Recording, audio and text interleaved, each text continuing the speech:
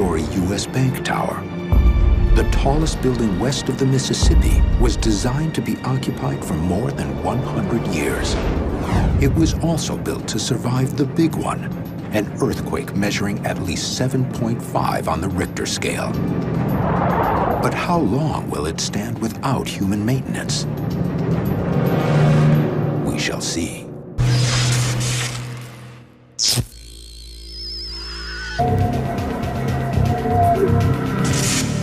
Los Angeles is nearly unrecognizable.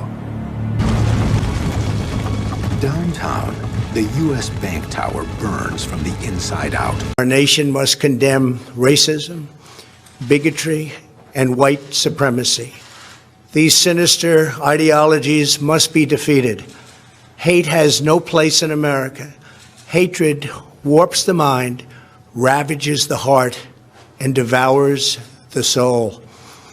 We must recognize that the internet has provided a dangerous avenue to radicalize disturbed minds and perform demented acts. We must shine light on the dark recesses of the internet and stop mass murders before they start. Where were you on September 11th? I was home. And the only reason I wasn't where I was every morning, subsequent to the 26th day of July, my mornings were spent usually at a breakfast meeting at Windows, an 8 o'clock breakfast meeting, Windows, the top of it, and then going down to visit with my tenants, my new tenants, at the Trade Center, getting to know them, understanding their problems and so forth, ascertaining how we could service their needs better. The structural steel frame withstands the searing heat. It can endure temperatures of over 2,000 degrees Fahrenheit without degradation. Which is one of the first things you do when you acquire a property. You begin to meet your tenants and start talking with them. And so my mornings were spent at the Trade Center, and then by noon I was back uptown.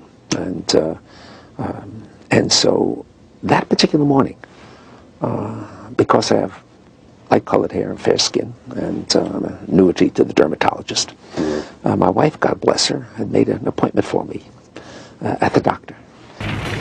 But the interior spaces burn quickly, turning LA's tallest building into a charred skeleton.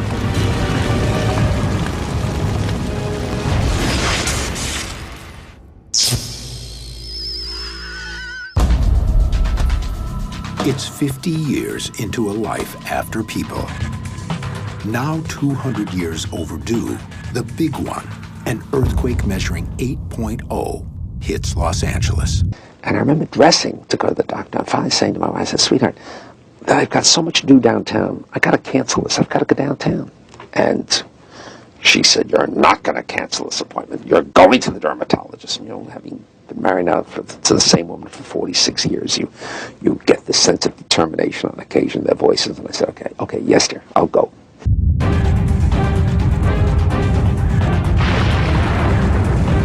The U.S. Bank Tower is a charred, teetering steel skeleton. And then, just minutes later, received a telephone call to turn on a television set and witnessed this horrendous circumstance. The first plane hitting, and then the second plane hitting. Of course, with the second hit, it became obvious that this was terrorism. The top 21 floors have earthquake-damping struts installed between floors. But after wildfire damage and years without maintenance, they can't fend off the inevitable. But thereafter was absolute hell because so many of our people were down there. We were in occupancy, temporary occupancy of the 88th floor of the North Tower prior to moving permanently into the 91st floor of the North Tower. And so my children, two of my children, Roger and Lisa, both work with me. They were on their way to work at 9 o'clock. Many others, about 100 people with us on their way to work. And as it turns out, had the plane struck 15 minutes later, our firm would have been decimated.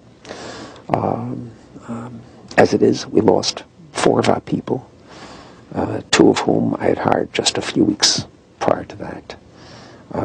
And there are 6 children among them. And it was a horrendous experience. I got a lot of memories of that casino. It was a neat one. We just wanted to see it. Oh, I'm gonna miss it. We could hear the rumble of the explosions, and then in a matter of about 7 seconds, the former Trump Plaza casino came crumbling down. People were cheering, some who stood watching the implosion through their sunroofs or in a truck bed with their cell phones out, taking photos and video. This is somewhat of a tradition for us because we've watched them blow down the Playboy, the Sands, the Dunes, and the Mayflower Hotel. The last recognizable edifice still standing in Los Angeles was the heavily corroded U.S. Bank Tower. The steel skyscraper survived the wildfire that charred the rest of Hollywood and much of the LA basin. The big one snapped off its top 21 floors. The lower 52 floors defied the odds of hundreds of years. Trump Plaza was built in 1984 and closed in 2014. Almost everyone here today witnessing history had a story to share. A security guard who met Gloria Estefan, a roulette table mechanic who worked here 23 years and says this place fed his family. In its heyday, the plaza was home to not just gambling, but high-profile boxing matches and concerts. David Sykes was there for the Tyson versus Spinks fight in the summer of 1988. Trump was there with all the bigwigs in town sitting around the ring. You could see him because he had a pink tie on. First pull on a slot machine, I win $50, and I mean, you know, when you're 21, you're, oh yeah. A moderate quake finally brings down the weakened structure.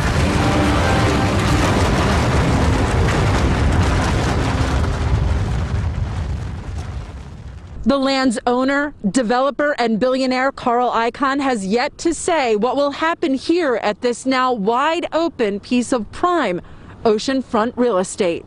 Pick a destination. Vegas, baby. Lather on that sunscreen and unleash an ancient apocalyptic curse. You're really funny. No, seriously. Frankie Muniz and Barry Bostwick. This has been a pretty eventful spring break already. Last Vegas, an original movie, premieres this Thursday at 9, only on Sci-Fi. I love this crazy town.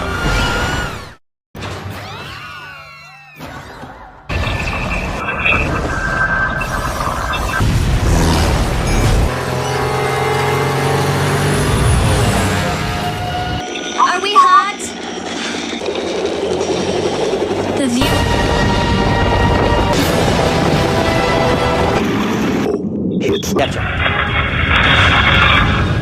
A moderate quake finally brings down the weakened structure. You think you're possessed? No. My fetus is. The Evil season finale, Thursday on CBS. All right, Donna, go ahead. 665. 665. Go ahead, sir. I'm gonna go 666. Closed captioning. Paper and Mark by the following.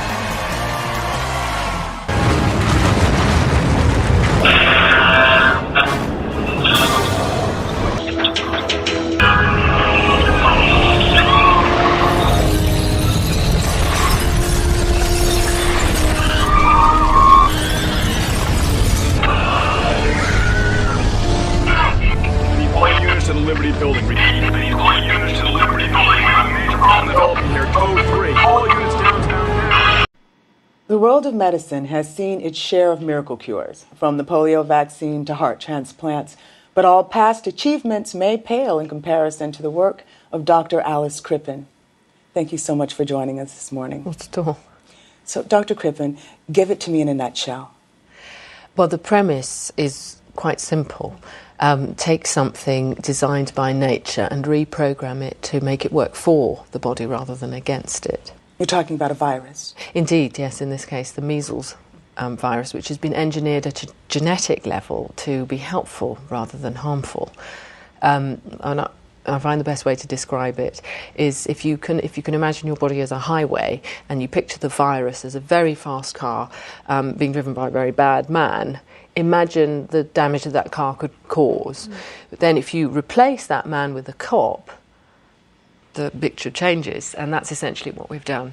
So what is this as big as it sounds? I think it potentially is. I mean, it's very early days. So basically, they've discovered that if they use the same technology that they use for COVID, and they use some mRNA, which is a messenger part of DNA, they take your particular cancer, they biopsy it, they take some of the protein on your cancer and they put it back into your cells, and they tell your cells to make that protein. The idea is that your body then makes antibodies against it. It gets the memory cells, the T cells, the ones we heard about lots in COVID. I ain't happy, I'm feeling glad I got sunshine in a bag. I'm useless, but not for long, the future is coming on. And so then, after you've been treated for your cancer, if any of those cells are still floating around, or if any of them start to come back and multiply, your own immune system will recognise them from that vaccine and kill it. Now, melanoma is a hideous cancer, and if you get recurrence from any cancer, really, but especially from melanoma, you're going to die. How many people have you treated so far? Well, we've had 10,009 clinical trials in humans so far. And how many are cancer-free? 10,009. You know, it's going to kill you. It's not nice. So to have something that might stop that happening, I think is game-changing. I think it will change the way that we develop many, many cancer treatments. It's very early days. We're years away from seeing this in practice. They've not even recruited patients yet onto the trial. But in mice, it stopped the cancer recurring in 50% of cases. Now, 50% is better than 0% or 1%. So, I think that's really, really encouraging. So you have actually cured cancer? Yes. Yes, we have.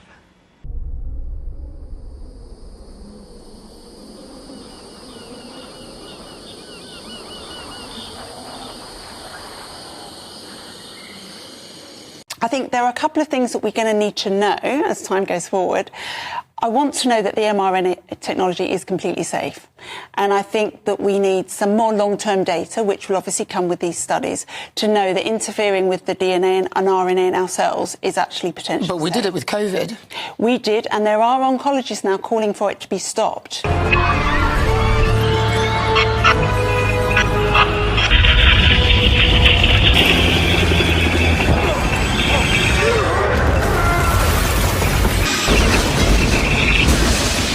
The mRNA technology. So there is still debate around that, and I think it's good. We need debate, but we need open debate where we really can look.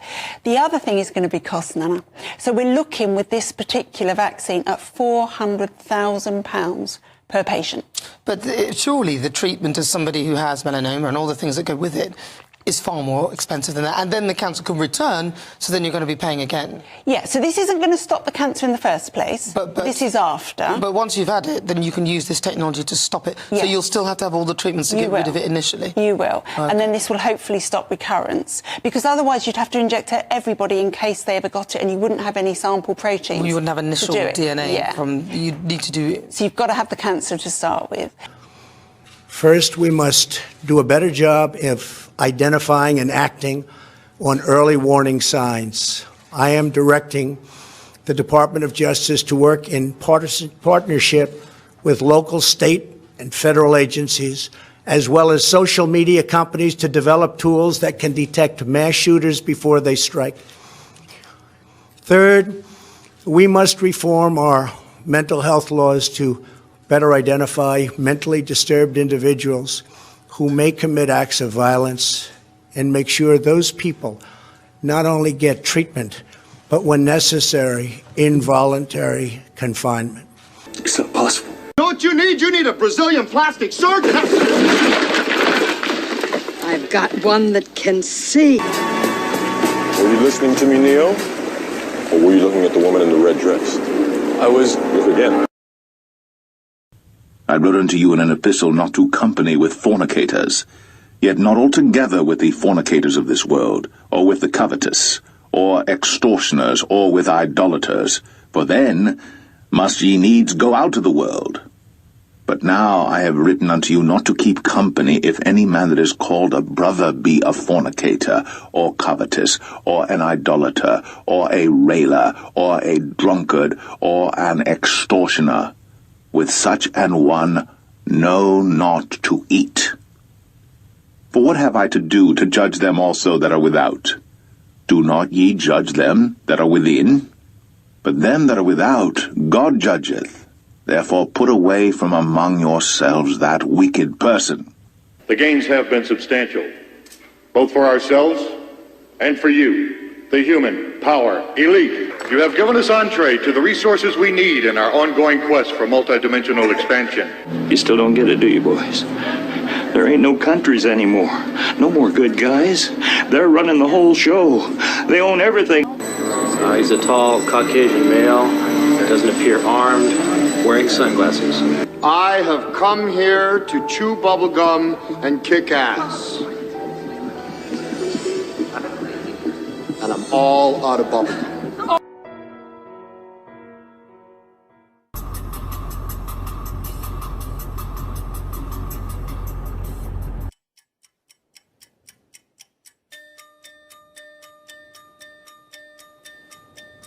Over the horizon.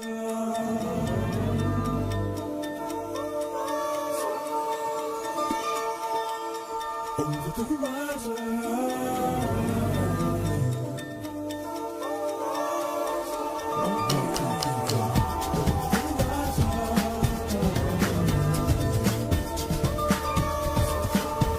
Oh, yeah.